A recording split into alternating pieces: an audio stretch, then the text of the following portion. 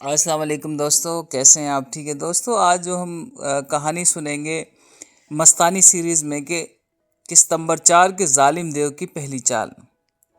دوستو یہ سیریز میں آپ کے لیے میں نے بنائی ہے، تو اگر آپ کو میری ویڈیو اچھی لگے تو پلیز سبسکرائب بھی ضرور کیجیے گا، اور اچھی لگے تو ویڈیو کمنٹس بھی ضرور کیجیے گا۔ دوستو رات کے اندھیرے میں جنگل میں کچھ عجیب سا ہونے لگا تھا۔ ہوا آہستہ آہستہ تیز ہو رہی تھی اور درختوں کے پتے سرسرا رہے تھے۔ دو بچے جنگل کے کنارے کھڑے تھے، ان کے چہروں پر خوف صاف نظر آ رہا تھا۔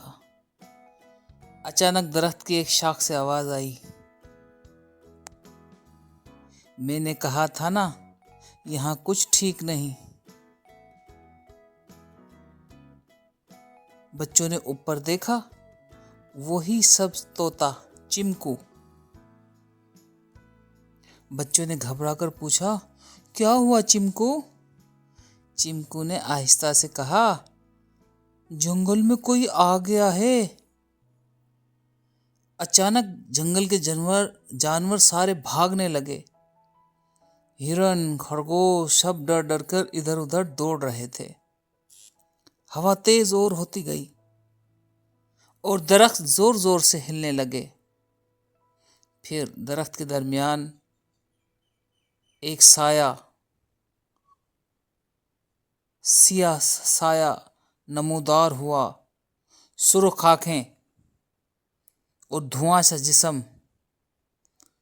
چمکو خوف سے بولا، وہ آ گیا ظالم دیو، وہ آ گیا ظالم دیو۔ بچے کانپنے لگے، ڈرنے لگے۔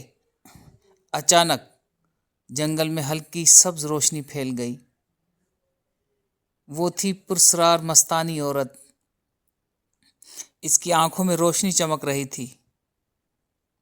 ظالم دیو کی گونجتی ہوئی آواز آئی، مستانی، تم اب بھی کمزوروں کی حفاظت کر رہی ہو؟